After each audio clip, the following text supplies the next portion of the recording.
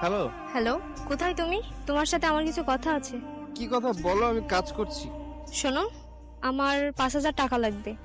আমার জামা কাপড়গুলো সব পুরনো হয়ে গিয়েছে। কি? তোমাকে না গত সপ্তাহে টাকা দিলাম শপিং করতে? হ্যাঁ, দিয়েছিলে, কিন্তু এখন আমার আবার লাগবে। দেবে কিনা সেটা বলো। আচ্ছা, আমি দেখছি কি করা যায়। এখন 5,000 টাকা আমি কোথায় পাবো? দেখি সাহেবকে বলে দেখি। সাহেব। হ্যাঁ বল। সাহেব, আমার 5,000 টাকার খুব প্রয়োজন। কি 5,000 টাকা? এর আগে তো অনেক অ্যাডভান্স নিয়ে রেখেছিস। সাহেব, টাকাগুলো আমার খুবই দরকার। তা আবার 5,000 টাকা দিয়ে কি করবি? সাহেব, আমার চাকরির পরীক্ষার জন্য অ্যাপ্লাই করতে হবে, আর তার জন্য টাকাগুলো খুব প্রয়োজন। দিয়ে দিন না সাহেব, আমি কাজ করে সব টাকা শোধ করে দেবো। দেখ দীপ্ত, আমি জানি তুই একটা সৎ এবং পরিশ্রমী ছেলে। তুই যখন টাকা চাইছিস নিশ্চয়ই কোনো দরকার চাইছিস।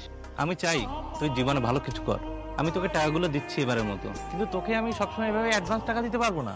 ধন্যবাদ সাহেব। আমি তাহলে আসি সাহেব। আচ্ছা, ঠিক আছে। এত দেরি করে আসলে কেন? আসলে দেরি। টাকা এনেছো? হ্যাঁ, এনো টাকা। আসি তাহলে। দাঁড়াও, আমার কথা তো শোনো। কথা না শুনে চলে গেল। আমি টাকাগুলো কিভাবে আনলাম সেটাও জানতে চাইলো না।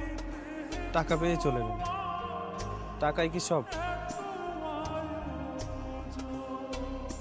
মেঘলা, আমাদের সম্পর্ক তো অনেকদিন হয়ে গেল, আর এর মধ্যে আমরা একে অপরকে ভালোভাবে জেনে গিয়েছি। তাই আমি বলতে চাচ্ছিলাম যে আমার ইউটিউব চ্যানেলটা সাবস্ক্রাইব করে দিও।